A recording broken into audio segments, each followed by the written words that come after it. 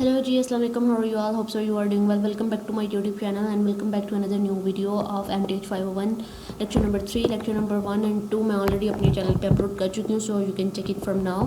And lecture number 3 जल्दी से अपना स्टार्ट करते हैं, जो कि रिलेटेड है सिस्टम ऑफ लीनियर इक्वेशन के. सबसे पहले हम लोग देख लेते हैं कि लीनियर इक्वेशंस क्या हैं.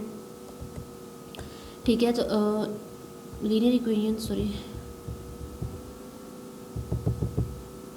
linear equations क्या है. A line in R square like 2 dimensions can be represented by an equation of the form a1x plus a2y is equal to b where a1 and a2 not both 0. Similarly a plane in अगर उसमें जो है, अगर ये हम हमें ये example दी गई, ये हमें एक लीनियर इक्वेशन दी गई है. ठीक है, इसमें क्या होगा कि वो कह रहा है कि जो a1 और a2 जो हैं ये ज़ीरो नहीं होंगे, और इस तरह से फिर हम इनकी वैल्यूज़ जो हैं वो सिमिलरली वो हम सिंप्लीफाई कर लेंगे. ठीक है, ये एक हमें उसने 2 डायमेंशन लाइन दे दिया है. ठीक है, इसी तरह उसने हमें 3 डायमेंशन लाइन दे दी है. इसमें भी हमारे पास जो a1 a2 a3 जो हैं वो ज़ीरो नहीं है, और ये सारे किसके इक्वल हैं, b के इक्वल हैं. ठीक है, linear equation in n variable x1 x2 x up to xn can be expressed है. ये इसको अगर n वेरिएबल्स तक जा रही है तो इसको इस तरह से रिप्रेजेंट करेंगे. ठीक है, ये आप लोगों ने देख लेना है. अब आ जाता है homogeneous linear equation. Homogeneous linear equation क्या होता है, वो सेम इज जो है वो लीनियर इक्वेशन के रिलेटेड ही होता है. जैसे ऊपर हमने इक्वेशन देखी है 2 डायमेंशन एंड 3 डायमेंशन के रिलेटेड, वो b के इक्वल है. यहाँ पे b क्या है, ज़ीरो हो जाता है. और जब ये इक्वेशन ज़ीरो के इक्वल हो जाए लाइक दिस वन, तो ये हमारे पास क्या है, एक होमोजीनियस लीनियर इक्वेशन. ठीक है, ऊपर लीनियर इक्वेशन जैसा ही होता है, वो b के इक्वल होता है. यहाँ पे b जो है वो ज़ीरो है. ठीक है, और एक नोट देख लेते हैं कि a linear equation doesn't involve any product और स्क्वायर रूट ऑफ वेरिएबल्स. ठीक है, लीनियर इक्वेशन में कभी भी स्क्वायर वेरिएबल्स के स्क्वायर रूट नहीं होते, और ना ही किसी वेरिएबल का प्रोडक्ट इंक्लूड होता है. All variables occur only to the first power and don't pair an argument of trigonometric logarithm और एक्सपेंशनल फंक्शंस. ठीक है, जो अंडरलाइन करवाया है वही आप लोग देख लीजिएगा. अब उसकी एग्जांपल्स आ जाती हैं. ठीक है, यहाँ पे जो इक्वेशन है सेकंड वन वो भी ठीक नहीं है, क्योंकि इसमें अंडर रूट यूज़ हो रहा है. ठीक है, तो इस तरह से ये आप लोग एग्जांपल गौर से देख लीजिएगा, आप लोगों को समझ आ जाएगी. देन आ जाता है system of linear equations. System of linear equation क्या होता है कि a finite set of linear equations is called a system of linear equations और लीनियर सिस्टम. ठीक है, उसको कहते हैं the variable in a linear system also called the unknowns. ठीक है, यहाँ पे ये हमारे पास एक क्या है, लीनियर इक्वेशन है. ठीक है, इस तरह की जो भी इक्वेशन होगी उसको हम क्या बोलेंगे, ये एक लीनियर इक्वेशन है. General system of linear equation, ये उसने हमें 3 डायमेंशन दे दिया है. General linear system of m equations in n unknowns x1 x2 x and up to xn तक जा रहा है. ठीक है, इसको इस तरह से लिख लेंगे. देन आ जाता है सोल्यूशन ऑफ सिस्टम. इसको जस्ट रीड आउट कर लीजिएगा, इसमें कोई बात नहीं है इतनी. उसने उसको सोल्यूशन उसका सॉल्व करने का तरीका बताया हुआ है. Linear system with 2 unknowns. ठीक है, ये ऊपर था 3 अननोन्स के साथ बताया हुआ था, यहाँ पे हमें 2 अननोन्स के साथ बताया हुआ है. ठीक है, ये उसने एक एग्जांपल दी हुई है हमें. ठीक है, लाइक इस तरह के होंगे 2 अननोन्स के साथ. ठीक है, और ये हैं उसकी 3 पॉसिबिलिटीज़. ठीक है, इसको सॉल्व करने की, ये आप लोग मस्ट रीड आउट कर लीजिएगा, आप लोगों को बाकी बातें जो है वो समझ आ जाएंगी. ठीक है, इसमें वो कहते हैं कि द लाइंस में भी पैरेलल एंड डिस्टिंक्ट लाइन जो है वो पैरेलल होंगी, डिस्टिंक्ट होंगी. और इस केस में क्या होगा कि कोई इंटरसेक्शन नहीं होगी, लाइक कोई भी लाइन एक दूसरे को क्रॉस नहीं करेंगी, और कोई एंड कॉन्सिक्वेंटली नो सोल्यूशन. इस तरह से आप उसको रीड कर लीजिएगा. ठीक है, देन आ जाता है consistent and inconsistent system. Consistent system कौन से रहते हैं कि जिसमें हमारे पास if it has at least one solution, इसका सिर्फ एक सोल्यूशन हो, वो कंसिस्टेंट रहा, और जिसका कोई सोल्यूशन ना हो वो क्या होता है, इनकंसिस्टेंट इक्वेशन. ठीक है, ये एग्जांपल से आप लोगों को मज़ीद जो पीछे वाली बातें हैं वो सारी की सारी रिवाइज हो जाएंगी. एग्जांपल्स आप लोग खुद कीजिएगा, प्रैक्टिकली आप लोगों को समझ आ जाएगा.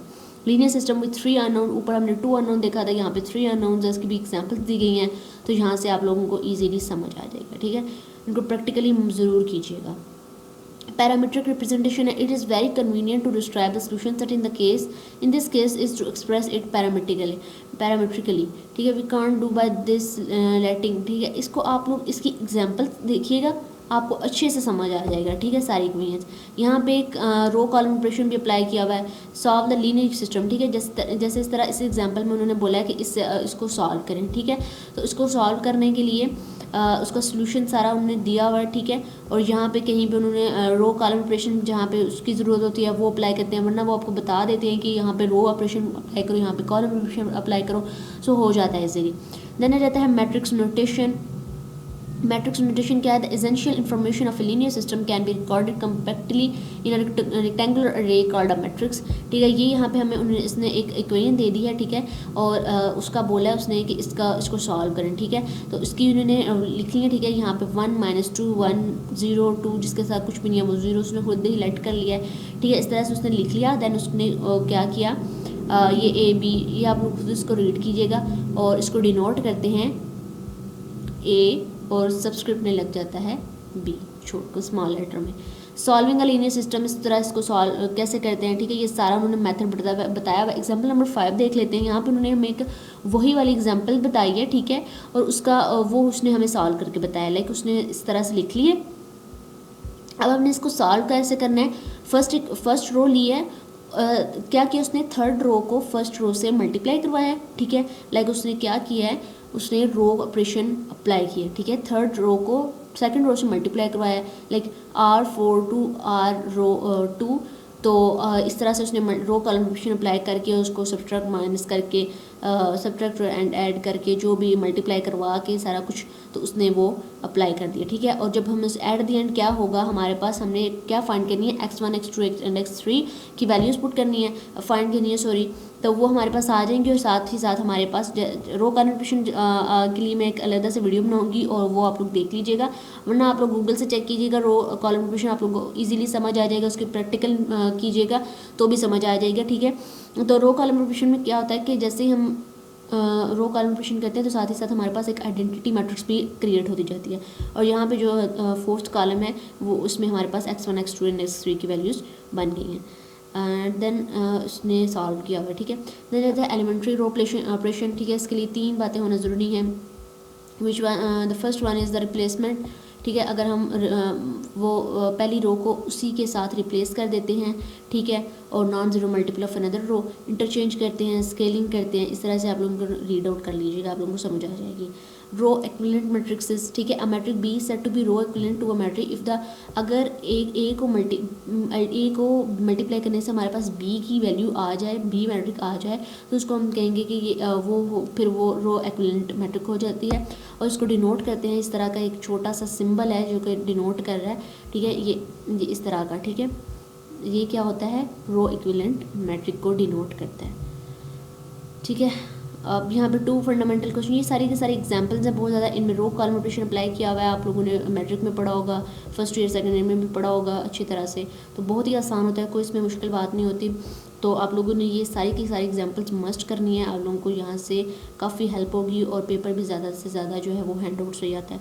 तो ज़्यादा से ज़्यादा हैंड आउट को प्रेफर किया करें, उसकी एक्सरसाइज जो जितनी भी एग्जांपल्स दे दी गई हैं उनको सॉल्व किया करें, और प्रैक्टिकल किया करें, आप लोगों को अच्छे से समझ आएगा। और प्रैक्टिस जो है वो इन क्वेश्चंस की करते रहा करें, आप लोगों को मज़ीद अच्छे से याद हो जहनशी हो जाएगा। सो होप सो आप लोगों को वीडियो समझ आएगी। If you like this video so please don't forget to subscribe my channel and see you next video. अल्लाह हाफिज़।